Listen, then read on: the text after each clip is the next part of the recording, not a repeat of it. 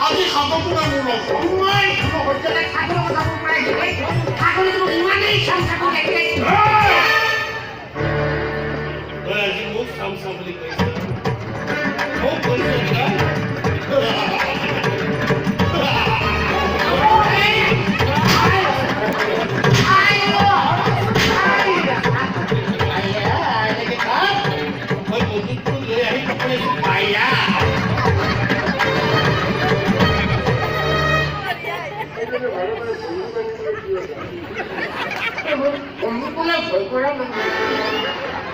ভুলি যায় যে থাকিব পৰা ভকতে জীৱাক দেখা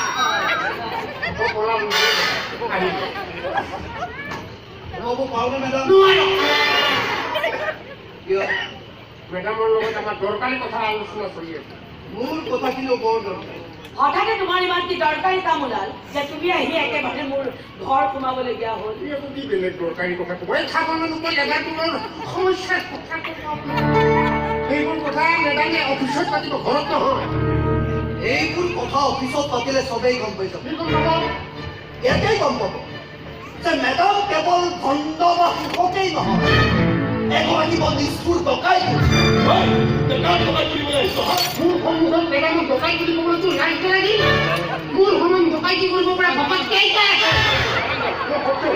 সত্য হ'ল ইয়াত মই এতিয়া ডিঙিত ধৰি ঘটিয়াই মৰিয়া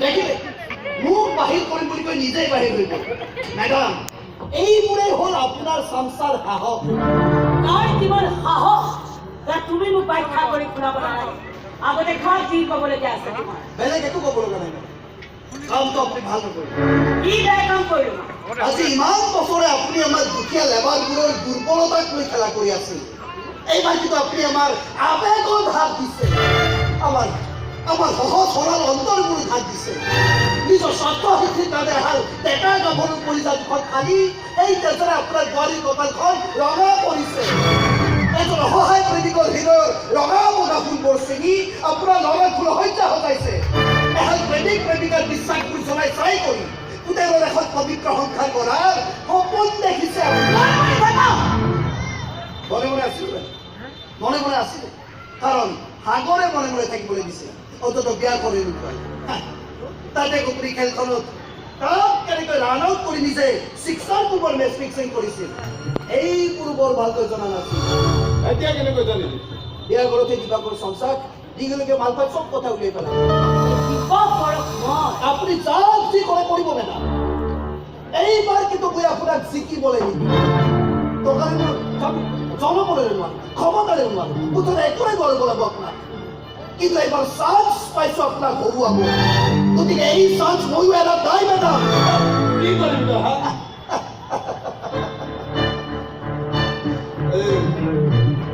দুখীয়া হ'ব পাৰো এইবুলি ইমান মূৰ্খ নহয় যে যুদ্ধ ক্ষেত্ৰত তোমাৰ আগে শত্ৰুপক্ষক চলাই দিম যে মই তৰোৱাল চলাম নাই গদা ঘূৰাম কিন্তু এটা কথা ঠিক মেডাম মোৰ গদাৰ ঘূৰণেই হওক বা পৰিয়ালৰ খাবতেই হওক আপোনাৰ ল'ৰাৰ সংসাৰখন ভাঙি টচ টচ হোৱাটো ঠাণ্ডা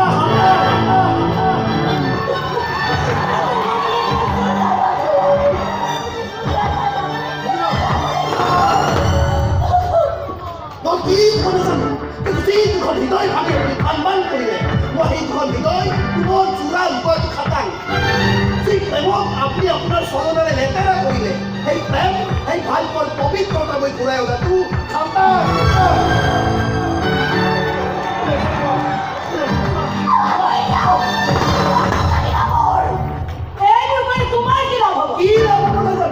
কিন্তু আপোনাৰ লোকচান হ'ব লোকৰ আগত মুখ উলিয়াব পৰাকৈ আপোনাৰ বদনামটো হ'ব এদিনলৈ হ'লেতো আপুনি উমান ল'ব পাৰিব যে তাৰ দৰিদ্ৰ হ'লেও চাঞ্চ পালে খেল খেলিব আমিও জানো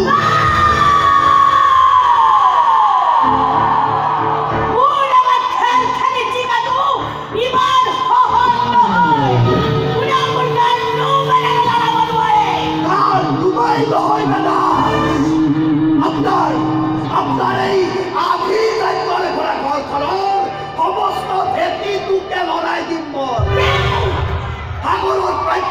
ভাগৰত উভতাই দিহে উঠা ল'ম মই।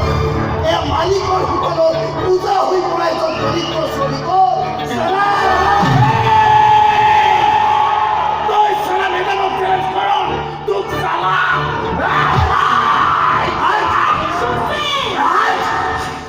মেডাম ই পেটতহে খাইছে, মই কিন্তু আপোনাক বুকুত মাৰিম।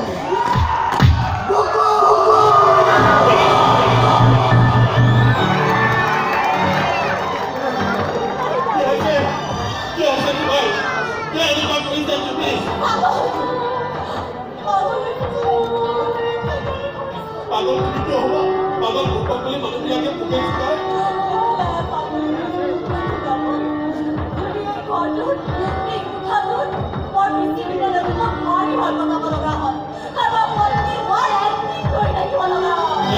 কিয় কৰিবা? এইটো নাটকৰ চিনেমাতে আমাৰ দেশতো নাটকৰ চিনেমা নহয়।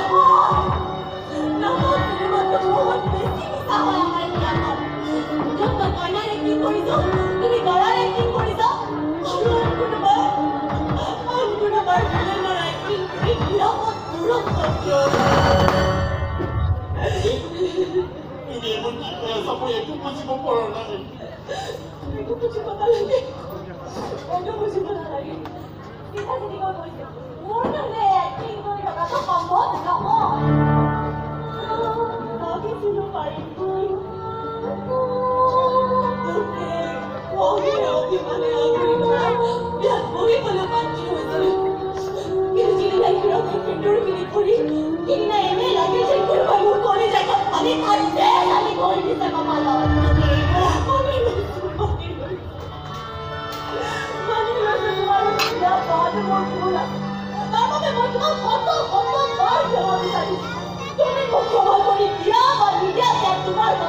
কিন্তু মোৰ কাৰণে সন্তানী প্ৰদৰ্শন কৰি থকাটো সম্ভৱ নহয়।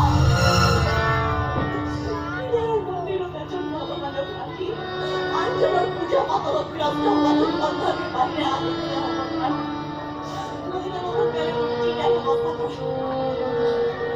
মোৰ ৰোহানী বন্ধ হৈ মৰিব।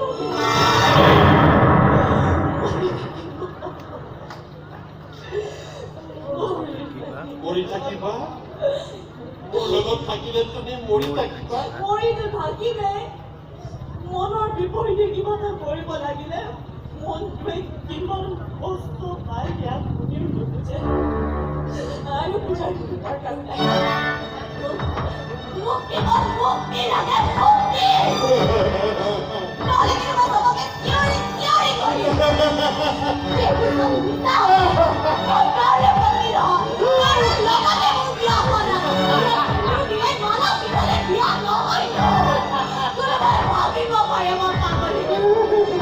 যিয়ে যি ভাবে ভাবক। কিন্তু মোক এই কি কৰাৰ বাবে হাত দিয়ে।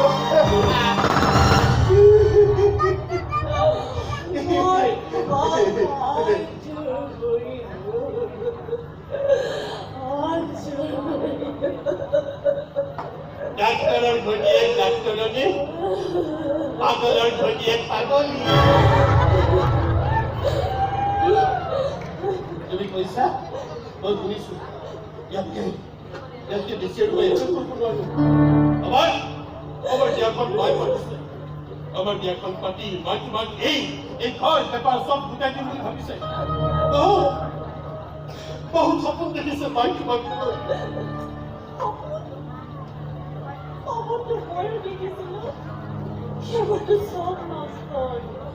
মায়ে মোক লৈ বহুত সপোন দেখিছে। বহুত সপোন